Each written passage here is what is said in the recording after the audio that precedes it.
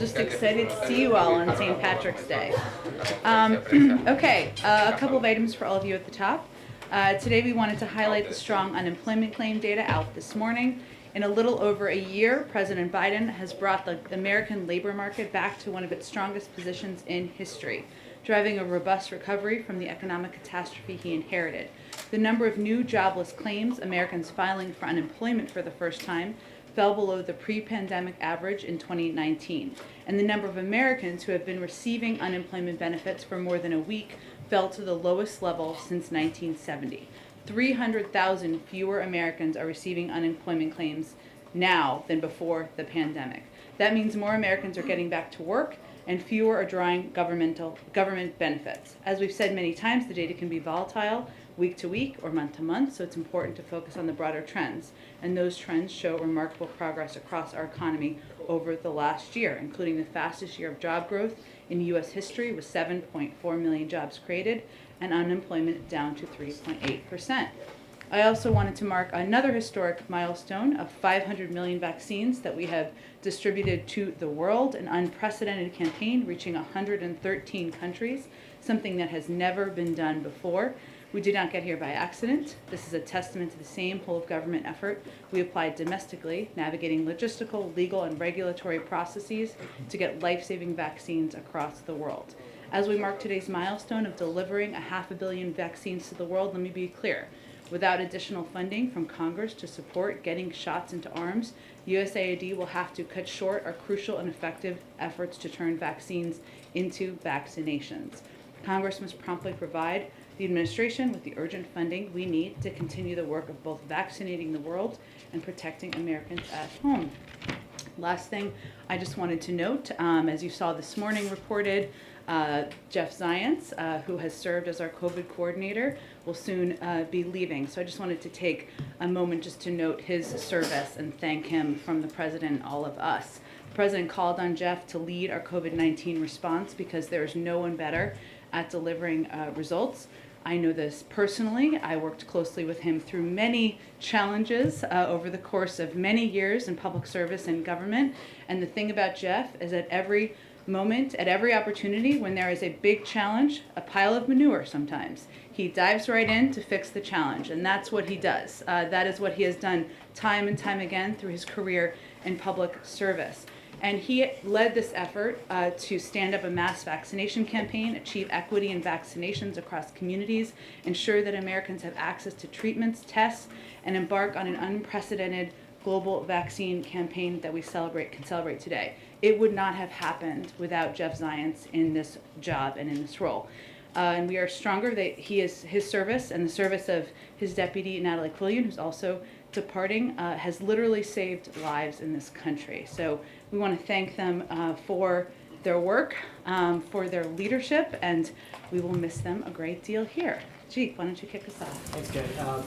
First, on COVID, the President has had a couple of close calls over the last couple of days, the second gentleman and the Irish Prime Minister last night. Has he been tested today? And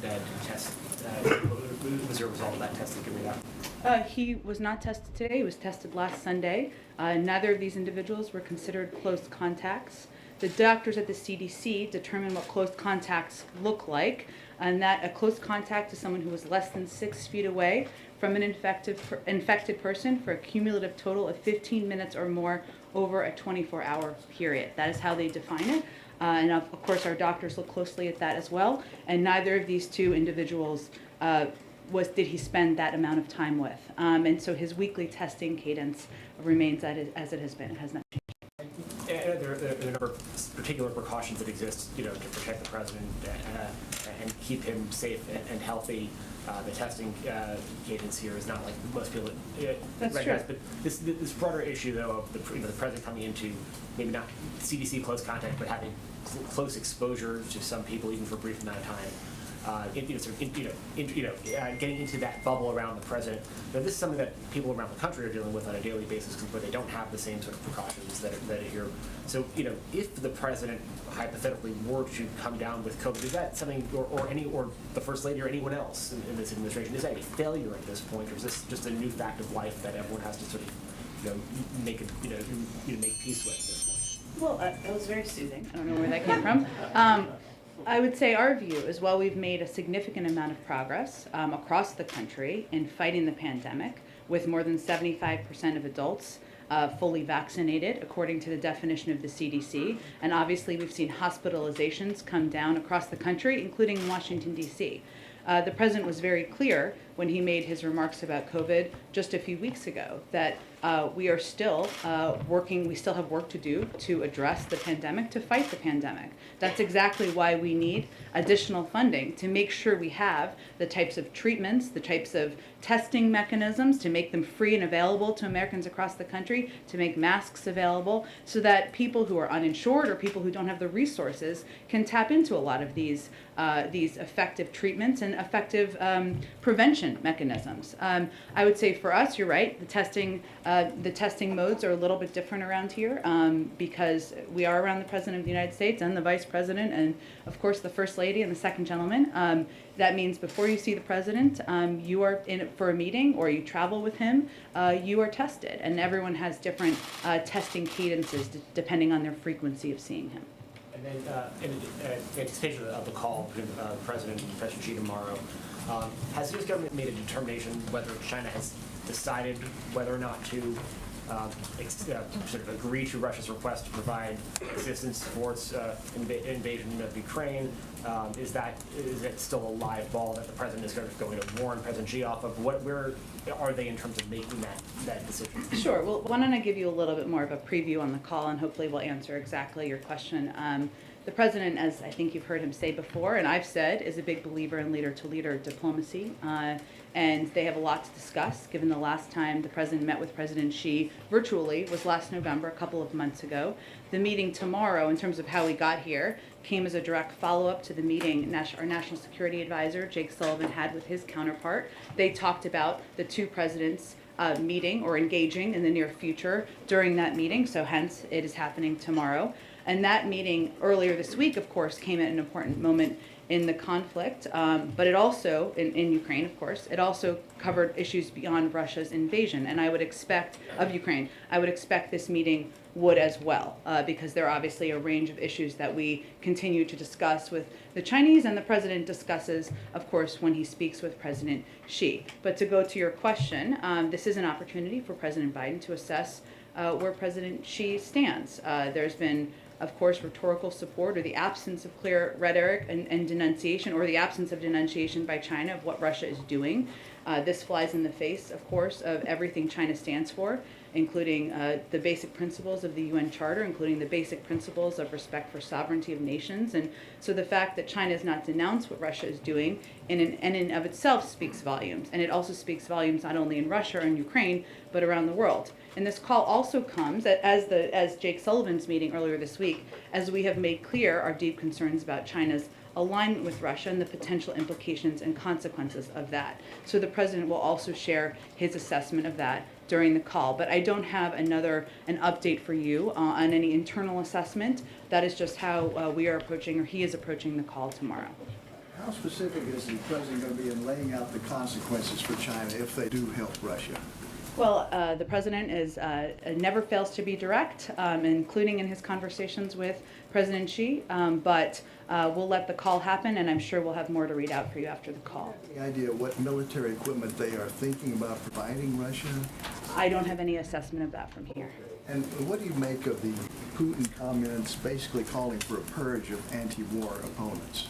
Well, I think this is a clear sign that this war is not going how President Putin planned for it to go. And there has been an outpouring of courageous protests and many speaking out against the war, even within Russia. So his effort to crack down on dissent, to crack down on the freedom of press, on the freedom of media, on the freedom of protest, is actually quite consistent with what we've seen his approach to be over the course of the last several years, but I think it's an indication of exactly that. Go ahead. Which side requested this call between President Biden and President Xi tomorrow? It was discussed during the meeting that our National Security Advisor had on Monday. So are you saying it was mutually agreed upon? They mutually agreed to move forward with it during that meeting. Secretary Blinken just said that the U.S. is concerned China is considering directly assisting Russia by providing them with more military equipment to use in Ukraine. That is not something that we have heard from the administration before, and so can I guess you speak to how high of a concern that is for the White House right now? It is a high concern, a significant concern, given our Secretary of State just conveyed that. And certainly our concerns about China assisting in any way Russia as they invade a foreign country is a significant concern, and would the response to that would be consequences. Before Russia invaded, the White House was pretty clear that if they did invade, there would be sanctions imposed on them as a result of that. With China, you've just said if they do help Russia, that there will be consequences, but you haven't said specifically that they will be sanctions. Can you say, without saying what they are, that they will be sanctioned if they do help Russia with military equipment for this invasion? I'm just not going to outline what the consequences would look like, and the president obviously will speak with President Xi tomorrow, and he'll speak directly about that. Go ahead. Just on that point, just so I'm clear, I mean, I understand you don't want to detail what the consequences could be, but the president in the phone call will make clear not just that there will be consequences, but what those consequences could be. I'm sure we'll have more to read out after the call happens tomorrow, but we have not, our National Security Advisor obviously didn't hold back in his conversation he had. Our Secretary of State did not hold back in his comments he just made publicly, and the president always takes the opportunity when he speaks with foreign leaders to be candid and direct. You said the phone call is going to be an opportunity to assess where she stands.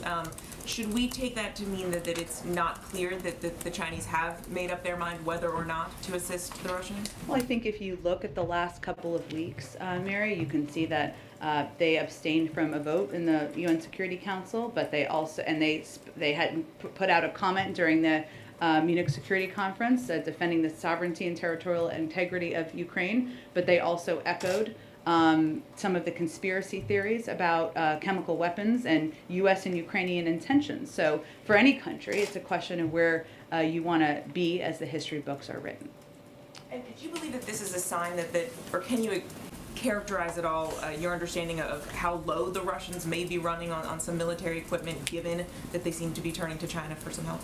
I can't provide an assessment in that from here, but I know my colleagues at the Department of Defense have conveyed clearly, and I'm happy to echo, that it's not only not going as they planned, they have had challenges obviously with the operations of equipment, with the amount of equipment, even with MREs and food and other supplies, and that is what we have seen occur on the ground, but I don't have a numerical summary from here. Go ahead. Thank you, Jen. So one of the clearest responses we have seen from the Chinese about their possibly helping Russia came from the foreign minister, Wang Yi, who told Spanish officials on a call, China is not a party to the crisis, nor does it want the sanctions to affect China.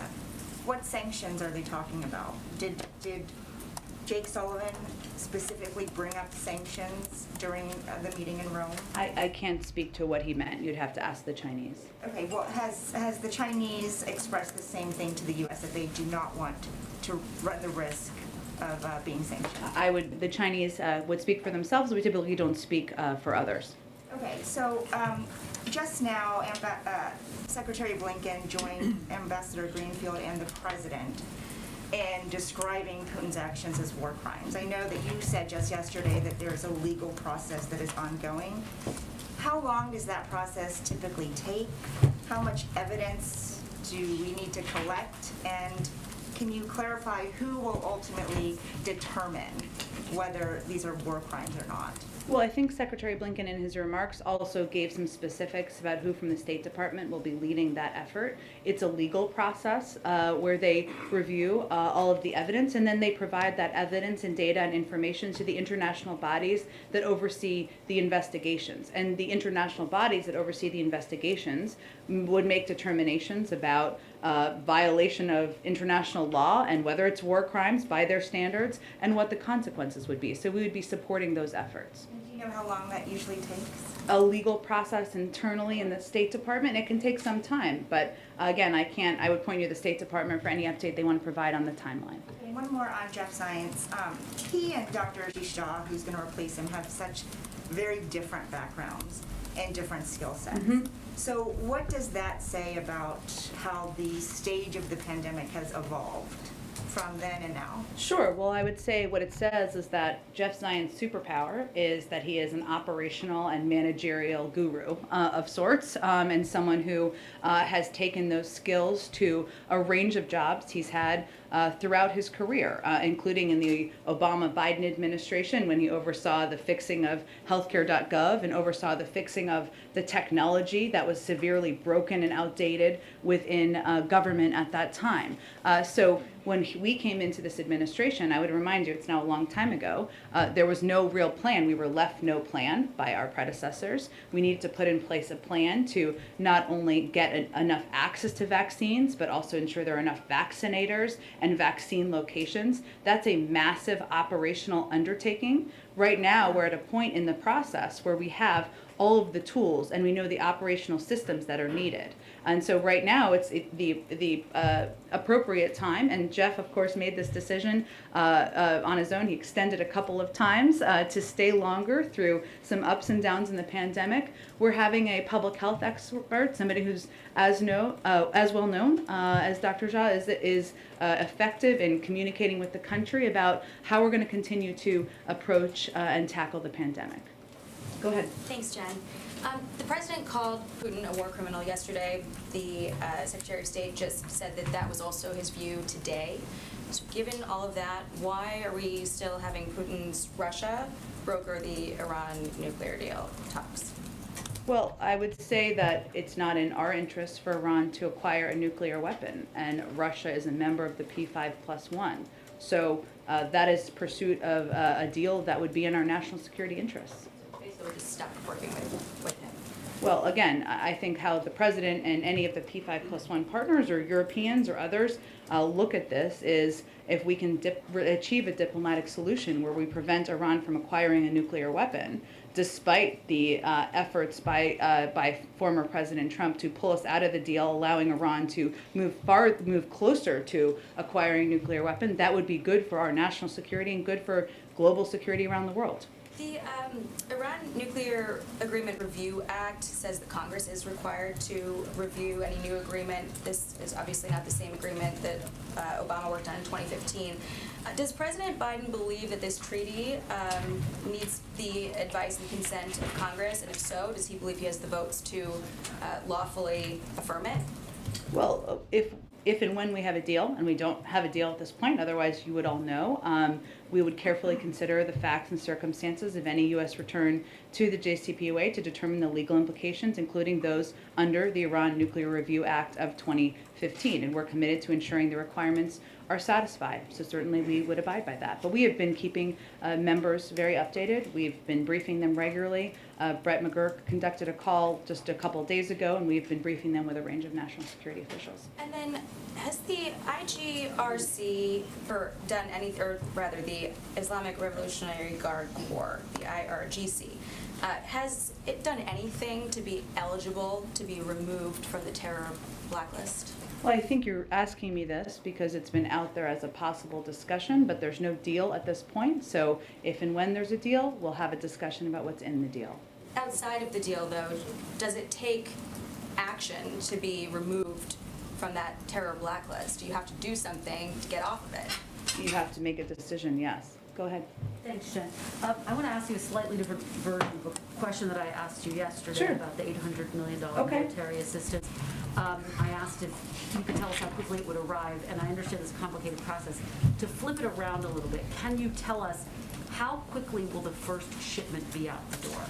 Well, we've been doing shipments or deliveries every day or every couple of days, and obviously the Department of Defense would have more specifics. But we have effectively and successfully delivered $300 million in military assistance to the Ukrainians on the ground over just the last 2 weeks, and our effort would be to continue to rapidly provide equipment. This new tranche, this new $800 million announcement, can you just characterize how quickly this round will start to be sent to Well, you? the operations of that would be led by the Department of Defense, so I'd point you to them for more operational specifics. And to stay on the Department of Defense, Sure. the Defense Secretary was speaking with his Slovakian counterpart, who said that they were willing to send long-range S-300 surface-to-air missiles if the U.S. would backfill. Does the administration see this as a done deal, as something that is imminent that will happen? Well, it's the decision of any foreign country as a sovereign country to decide what equipment they want to provide. What we are mindful of is ensuring that we are maintaining, we have to be careful in our desire to support other countries, that we're not inadvertently impacting NATO readiness or capabilities or our own. And again, this is something the Department of Defense can most effectively speak to, but a lot of these military systems some of them require months to manufacture, to build. We don't have a warehouse of just military equipment that's ready to typically be sent all the time. So that is a factor, but we want to find a solution that both enables allies and partners to provide the support they have available to Ukraine while addressing the very real need to backfill their defense systems, which is often a significant challenge. And we just want to make sure that if and when our allies are donating material, including us, they're not leaving a gap in their own defenses. Okay, and just finally, Ukrainian refugees are being turned away at the southern border. I know you've gotten some questions about this because of Title 42, obviously put in place in the early days of COVID-19. Where is the administration in trying to work around this?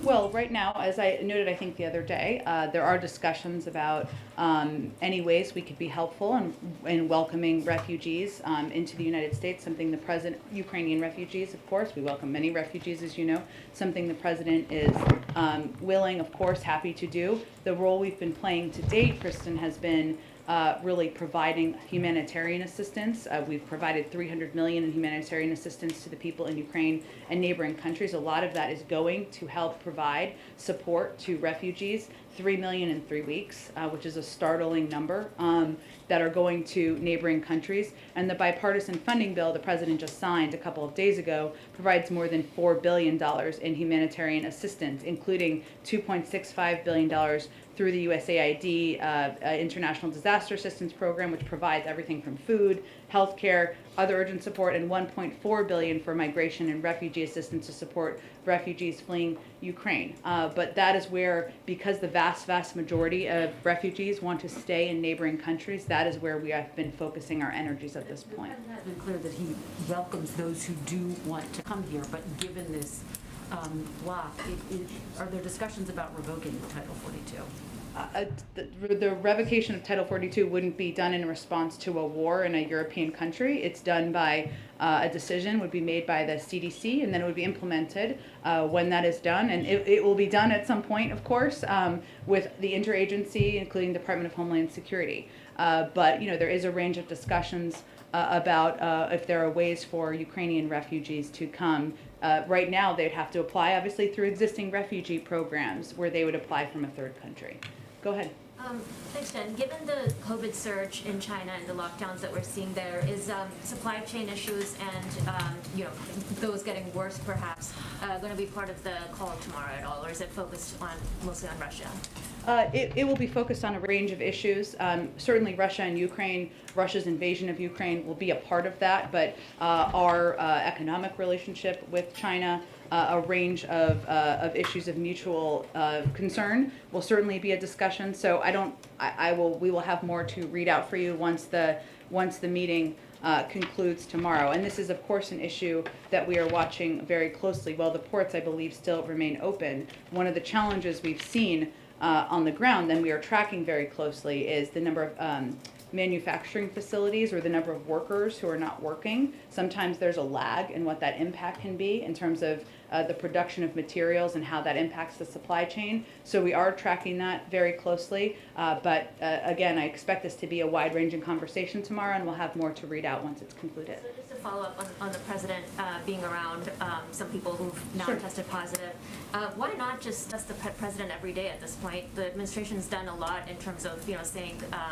certain actions are being done out of an abundance of caution. So in this case, even if it doesn't quite follow CDC guidelines or goes above and beyond, why not just do that because he's the president? Because we're guided by his medical doctor, and he has kept him at the same cadence. And if that changes, then we will change how often he's tested. And is the cadence once a week or? Yeah. Okay. Go ahead.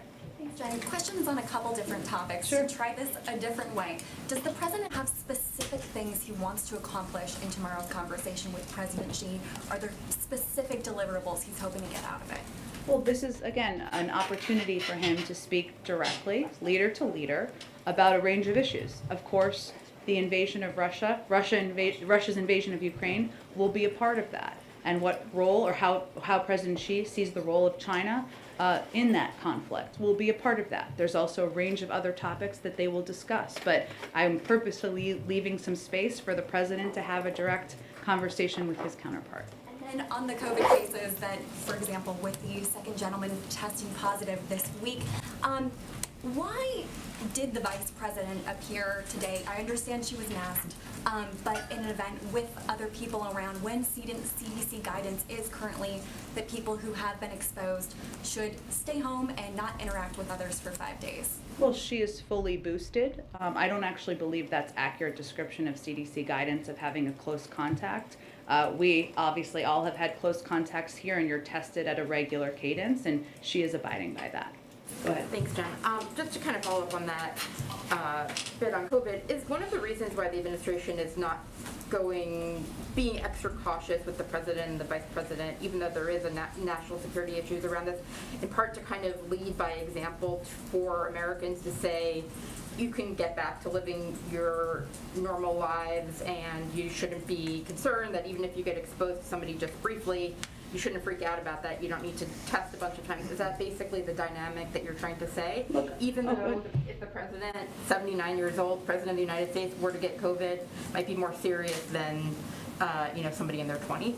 Well, we don't know that, but we also know that COVID impacts people of all ages and a range of. But what we do here, Jen, is not exactly as you said. So I wouldn't agree with your description there. I would say we do take extra precautions, including individuals who are around the president being tested. That goes over and above, of course. He is the president of the United States, so we do take those additional steps. And we, of course, abide by what the recommendations and advice are of his medical doctor. And if that would be to do increased testing, we would certainly do that. But he does not feel that that is necessary at this point in time based on these recent contacts. I also wanted to ask about oil and gas companies. Sure. And there has been some reports from the fourth quarter of them increasing their stock buybacks.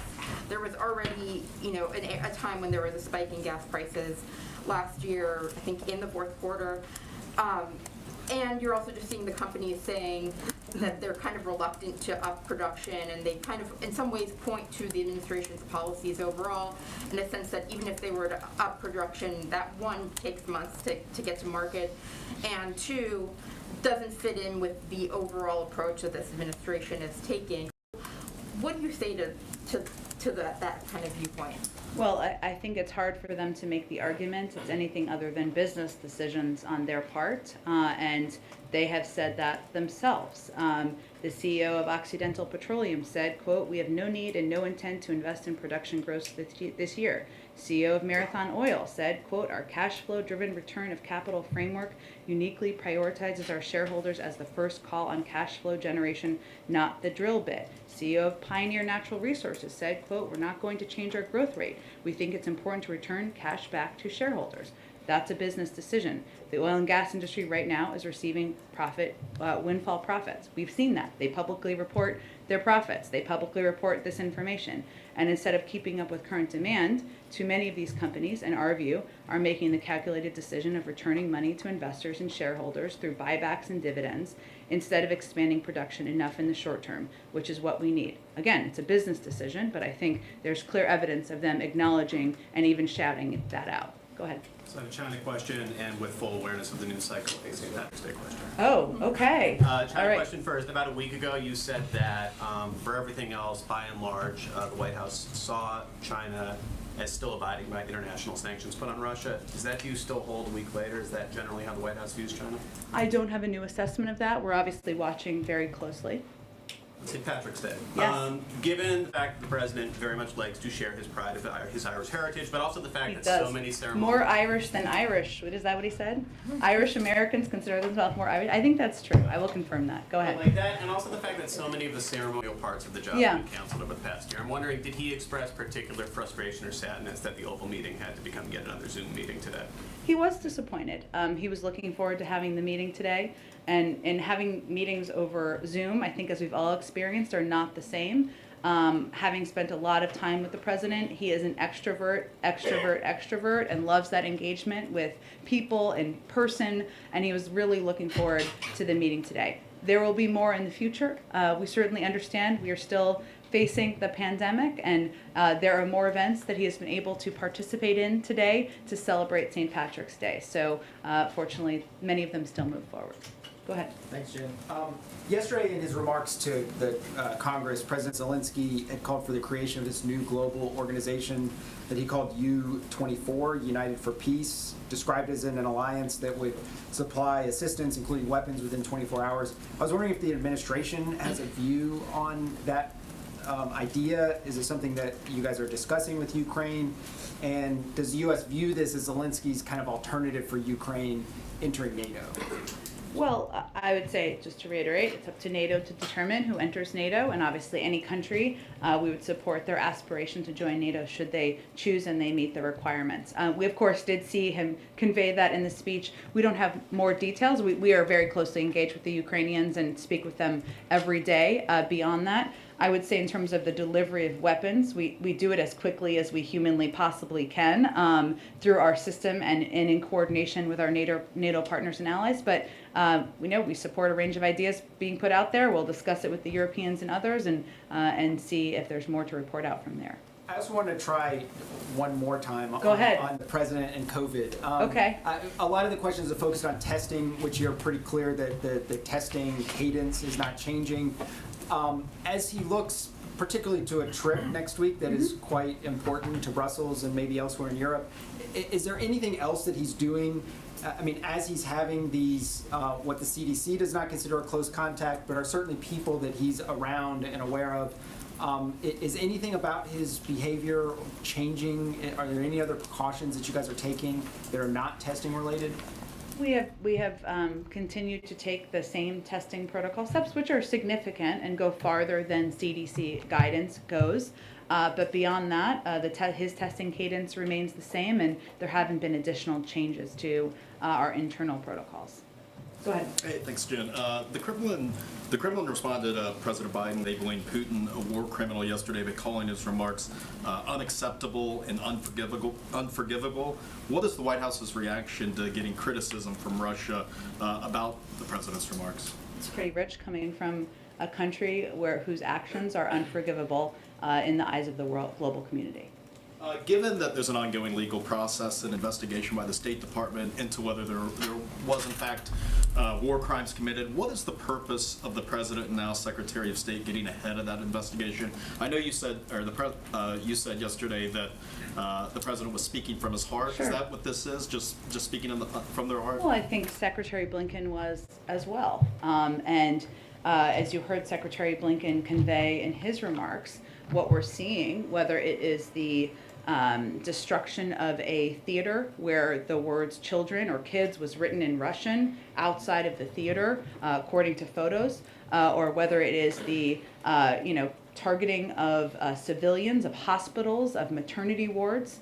If that's not considered a war crime by human beings, what is? And there is a legal process that is important to continue, that we have at the State Department, that is ongoing, that Secretary Blinken spoke about. And any of that information and data we gather would go to the international bodies that would have prosecuted war criminals in the past. That's where that information would go. It wouldn't be the United States doing that. It's the international bodies that do that. So we will continue to feed information into that. But I think it's important to call out what we see happening on the ground, and I think that's exactly what the President and the Secretary did. Go ahead. Even though it would go to those international bodies, would the U.S. Have a response if that investigation does conclude that there were war crimes?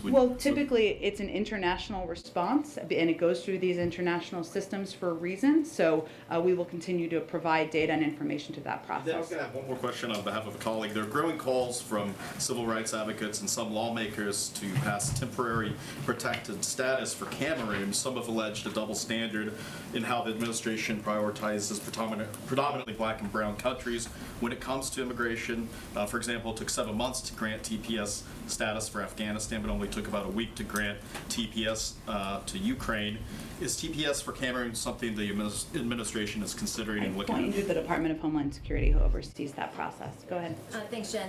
This morning, Senator Mitch McConnell was talking about Judge Ketanji Brown Jackson on the Senate floor, and he was specifically talking about how some of her supporters have framed her experience as a public defender. And he said, quote, "If any judicial nominee does have special empathy for some parties over others, that's not an asset, it's a problem." He also said the president is deliberately working to make the whole federal judiciary softer on crime. Do you have a response to that? He also said he expected her to get confirmed with some Republican votes. What I would say, though, because there are others in the Senate who have made faulty accusations about Judge Ketanji Brown Jackson's record, and specifically about her record on child sex crimes. So let me just take the opportunity to clear that up. Not that most people have confusion about it, but in the vast majority of cases involving child sex crimes, the sentences Judge Jackson imposed were consistent with or above what the government or U.S. probation recommended. For example, there are arguments that have been made out there by Senator Hawley and others that where he took a snippet of a transcript out of context when in fact Judge Jackson was repeating something a witness said in order to ask a question about their testimony. So some who are accusing her of being, quote, soft on crime also failed to note that that what was omitted is a Sentencing Commission report that's been touted out there was unanimously supported by a bipartisan sentencing commission. She comes from a law enforcement family, has devoted her career to standing up for the rule of law, which is why she is endorsed by so many leading law enforcement organizations in the country, and attempts to smear or discredit her history and her work are not borne out in facts. I know Monday is a long ways away, given the news cycle. It's all relative. Yeah. Will the president stop at around 11 to watch the beginning of the hearing up on Capitol Hill, and will his schedule be adjusted around that? I don't know what his schedule is yet. I'm certain that he will catch coverage or catch some of her hearings over the course of next week, but I don't know what his schedule looks like yet for Monday. Go ahead. Thank you. I have two questions. You have already announced President Biden's trip to Europe, to Brussels, but there were also reports about possible trip to Poland. Can you confirm that such a trip is under consideration? I don't have any more details about his trip to announce at this point in time. As we have them, we will announce them all to you. One more. There are negotiations ongoing between Ukraine and Russia. Does the White House support those negotiations, and how can you describe your involvement, the U.S. involvement in those talks between Russia and Ukraine? Well, we've been involved in a couple of ways. One, we've been leading the effort to build support in the global community to put in place sanctions that are crippling the Russian economy, to provide military support and economic support to the Ukrainians that strengthen their hand as they participate in these discussions and negotiations. And we also engage every day with Ukrainians to discuss. Obviously, I would note that, as you know, our National Security Advisor also talked to his counterpart yesterday as well, but we are continuing to support the Ukrainians' efforts. What our concern is, though, is, these diplomatic talks, as they're ongoing, we have seen no effort, no movement, no evidence that President Putin and the Russians are de-escalating, and that is really what we are going to continue to closely watch. Go ahead. A follow-up on your point about Senator Hawley. Obviously, he's consistently voted against the president's nominees. Don't think he was a swing vote you guys were counting on. However, will his criticism, will the explosiveness of this line of attack, do you worry that it will affect your ability to win over other Republican votes? Is there any concern about this campaign upping the pressure on, say, Senators Collins and Murkowski, who may be more amenable to voting? Well, I'm not sure that someone who refused to tell people whether or not he would vote for Roy Moore is an effective and credible messenger on this. Go ahead. Thanks, Jen. I'm going to try again on President Biden, President Xi's call tomorrow. If you won't detail the consequences of what happens if China does start support Russia, might you indicate whether there are any carrots that the administration is prepared to offer, perhaps tariff reductions? Well, this is a conversation about where President Xi stands. It's up to the Chinese to decide where they want to stand, where they want to be as the history books are written. So I think it's more through that frame than it is about carrots. Okay, and then just one more, two more actually. Yeah. As the administration continues to condemn and take action against Russia's invasion on Ukraine. Are there any plans to revisit, revoke the Trump administration's recognition of Israel's annexations on the Golan Heights and Morocco's annexation of Western Sahara? I don't have any updates on that front. I'd point you to the State Department. But at this point, can you describe just the administration's position on the difference between Russia's invasion on Ukraine and Israel's annexation? I'd point you to the State Department. Okay, and Go then ahead. one more logistical question. Cambodia, the chair of ASEAN, has announced last week that the U.S.-ASEAN summit that the president is supposed to host on the 28th, I believe, is postponed. We haven't been able to get a confirmation from either you guys or state. Can you clarify on that? I don't have any updates on the schedule. I know we were working through the schedules of a number of leaders, so that's always a challenge and a factor, but I don't have any So it's updates. still on the table? I don't have any updates on it. Go ahead. Thank you, Jen. Two on COVID. There are some Americans who have received a second booster, i.e. for a fourth total shot. Is that something that the president has done or will do? He has not done that. If the CDC recommends it, he would get another booster. They have not. And then secondly, the White House Chief of Staff, Ron Klain, in a tweet today, celebrating the idea that he was, you know who he is, said, and that he tweets, he said, celebrated the idea that there's a low number of Americans in ICUs today because of COVID. But he also wrote, quote, there's a great risk of a new wave. And we're seeing cases surge right now in China and in Europe. And one of the truisms of this pandemic, if it's in Europe, it ends up here a few weeks later. What precautions and preparations is the administration taking federally and encouraging states to take ahead of a possible new COVID wave? So what we have seen, and I think you're talking about the BA.2 variant, and we are closely watching and monitoring the situation both in Europe and in China. BA.2 is more transmissible version of Omicron. We do know the tools the United States has, including the mRNA vaccines, therapeutics, and tests, all are effective tools against this variant. And China has not used mRNA vaccines, which is an important component of how we're seeing the response there or how it's impacting people there. But BA.2 has been circulating here, a little different from Omicron when we were going through that surge in November, has been circulating here for some time. We currently, it may be higher than this, but as of earlier this week, there were about 35,000 cases in this country, and we expect some fluctuation, especially at this relatively low level. But this is an example of where the president's preparedness plan that we rolled out just a couple of weeks ago, which lays out what the tools are that we need to move forward safely, is important. And what we've been conveying to governors, to go to your question, or leaders around the country, and certainly members of Congress, is that just because COVID isn't disrupting some of our lives in certain communities as much as it was a few weeks ago, it doesn't mean it's gone. It's not gone. And I think this variant is an example of that.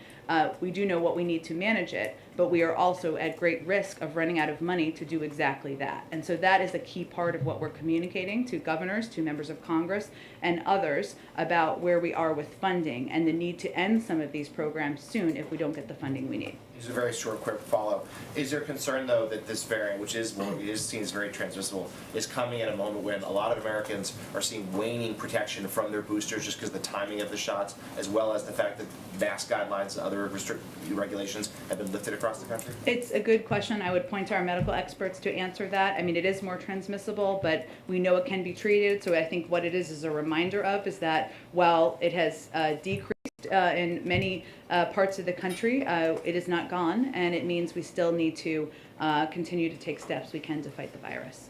Go ahead. Japan hosts the largest number of U.S. military, about 50,000 troops, about 500,000 Americans at any given time in Japan. And many Japanese remember at that time Vice President Biden came all the way to Japan about 10 years ago, and there was a terrible disaster. But there's been no interview with any Japanese media. Do you think we could arrange that just to assure that the treaty is in force, and especially the Senkaku, the southern islands, they're very worried about? President could we does get have a positive?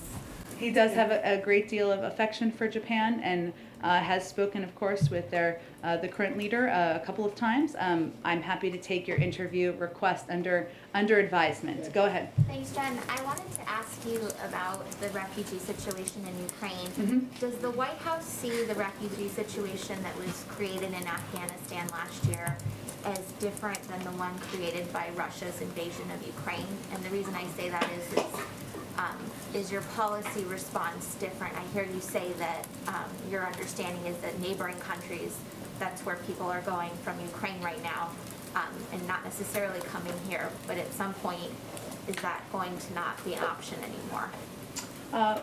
Well, it's different in part for the reason you mentioned, that in Ukraine there are, while there have been 3 million refugees, or about that number over the last couple of weeks, they have been, the vast majority of them have moved into countries, neighboring countries, who have set up really remarkable systems for welcoming these refugees at a really challenging and difficult time. I know there's been a lot of reporting from a lot of your networks in Poland and other places where they have had systems in place to welcome refugees. That has been the preference of these refugees. That's why we have been providing our humanitarian assistance to these countries and to Ukraine directly in order to help augment the support in the best way possible. Every refugee circumstance is different and has different needs and requirements, and we try to adapt our own response from USAID or from our refugee and migration programming and funding to meet what the needs are in that conflict.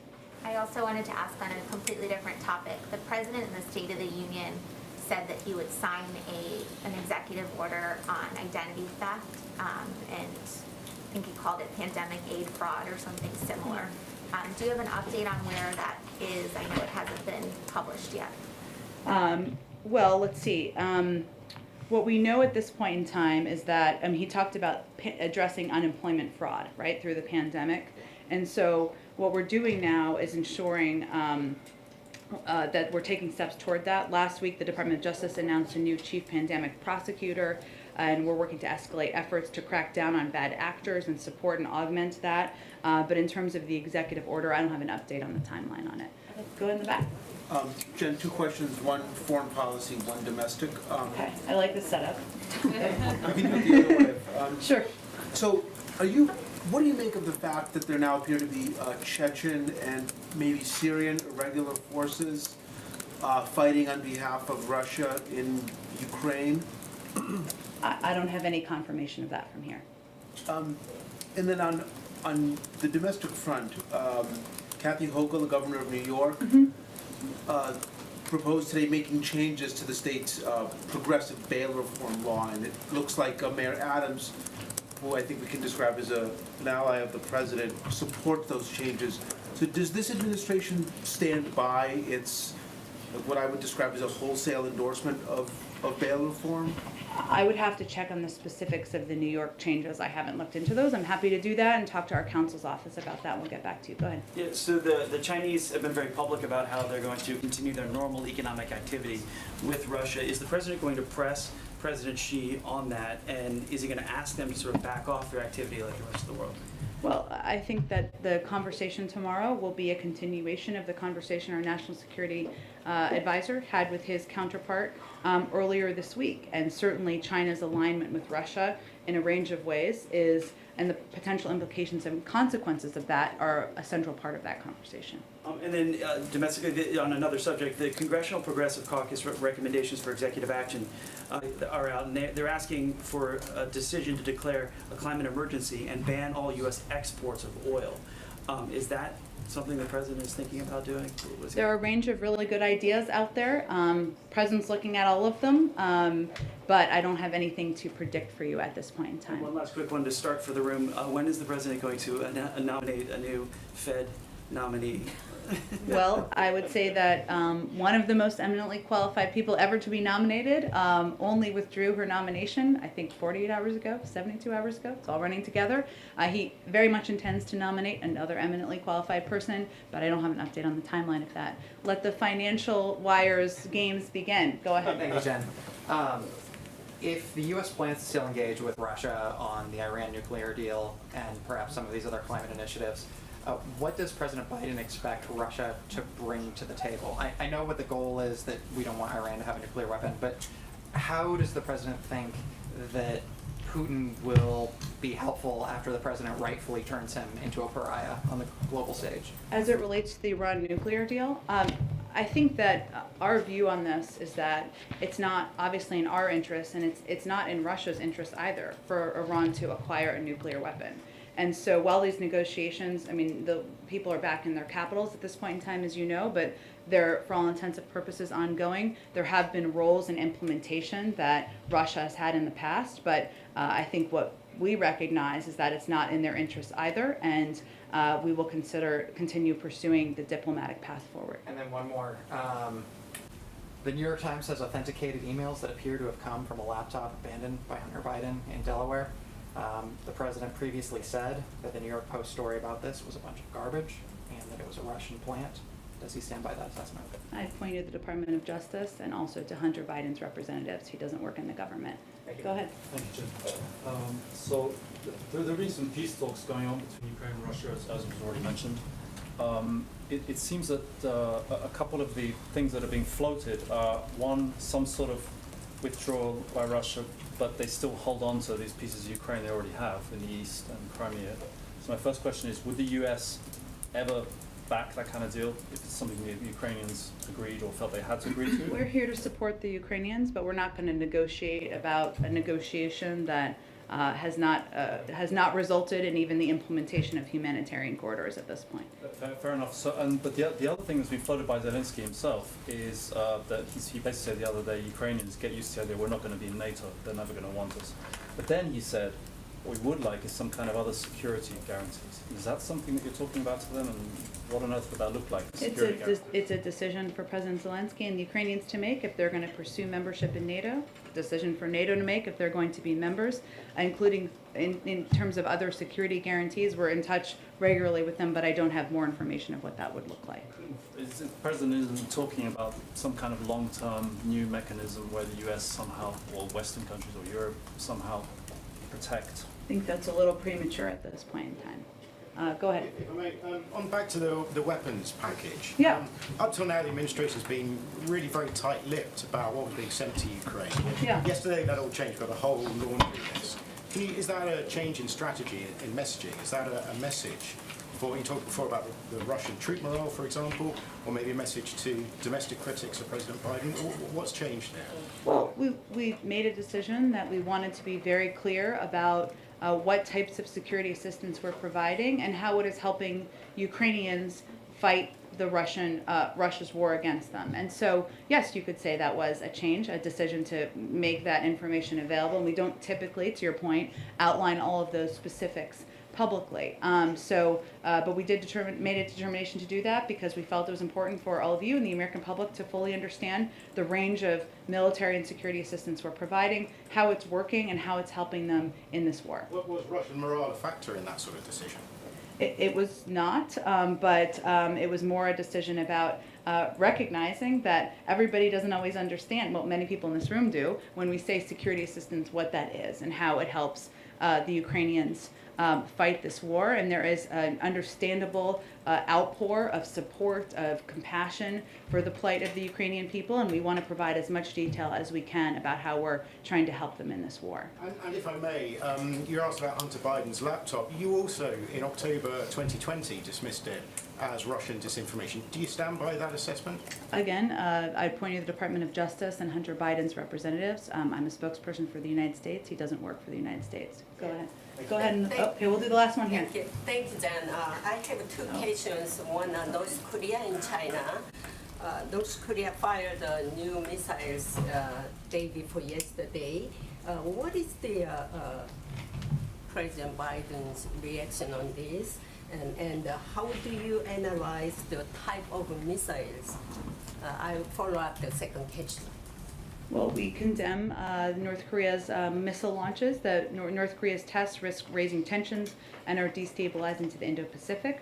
Our commitment to the defense of the Republic of Korea and Japan remains ironclad. As we have said, and North Korean officials, including Kim Jong-un, have publicly noted, we continue to seek diplomacy and are prepared to meet without preconditions, but North Korea continues to not respond.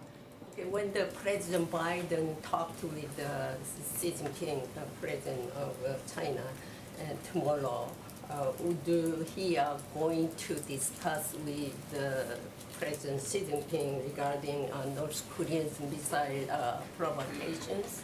I expect there'll be a range of topics discussed, including security in the region, but we'll have more to read out when that conversation is done. Thanks, everyone. See you tomorrow.